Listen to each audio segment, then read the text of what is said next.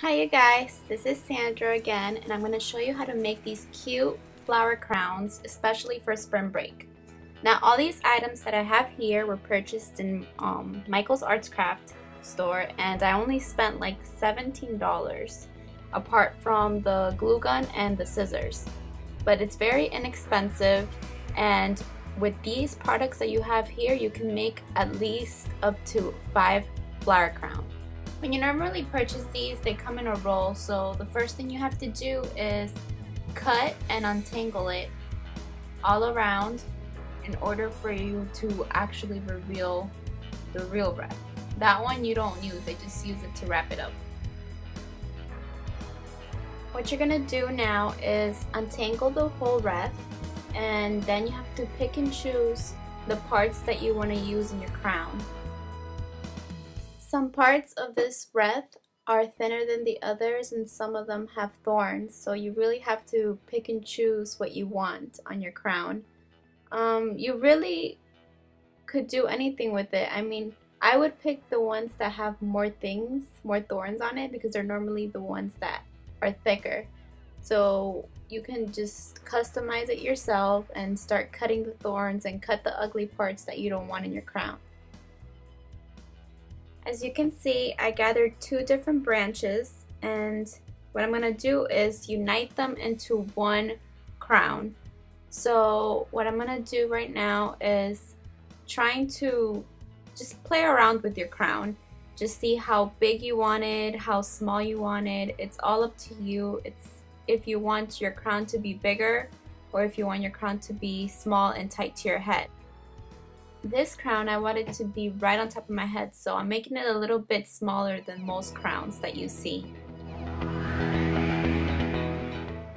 Next, you grab your wire and you cut it into pieces and start wrapping it around the crown where you think you need the wrapping done. I normally just grab the parts where the 2 branches meet, because those are the parts that are sticking out, and that's where I'm going to start cutting the little parts that you see that are poking out of the crown. So now I just start cutting anything that I don't like about the crown. I start cutting the thorns because I don't want my head to bleed. I start cutting the little things that I just don't want on it, that I think they're gonna bother my head, because I want this to be as comfortable as possible, obviously. So what I'm doing right now is what I call the gravity test. I don't want my crown just to last one day, so I want it to be very durable, so this is why I did the gravity test, and this is why you see me putting another branch around it, just so it could be a little bit more thicker. And I'm going to repeat the same process that I did when I was doing the crown the first time. Remember, this is optional. You don't have to make it this thick. If you want your crown to be thinner, that's all on you. So this is where the fun begins, choosing the flowers you want to glue on your crown. For this crown, I decided to pick yellow flowers and black flowers. Yeah, it sounds kind of gloomy, but it's pretty, very pretty. So just start to cut the flowers as close as possible to the bottom of the flower. I was so happy when I cut all these flowers, because now the fun begins. Now you get your hot glue gun and start sticking the flowers right on your crown. Make sure you know how your pattern's going to be on your crown before you actually glue the flowers on there, because it's going to be hard to unglue them once you get them on there.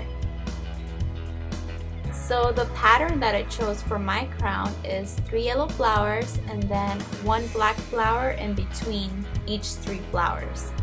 So you're going to see how it's going to look. This is a very messy and sticky DIY, but very fun. As you can see, I messed up a lot. The center of the black flower kept coming off, but hey, practice makes perfect, so I just kept on going until I got that thing on my crown, because it better go on my crown. So just keep on sticking all these flowers around the crown and don't get too excited and oh my god, I want to try it on. No, let the glue completely dry and then you can try it on when you're done. So don't get too excited. Just be cautious, please. After so much hard work, I'm so glad that I got to do this DIY, especially because spring break is around the corner and I would like to accessorize these with many outfits. So let me know how your crown came up and make sure to like and comment if you found this helpful. Bye bye!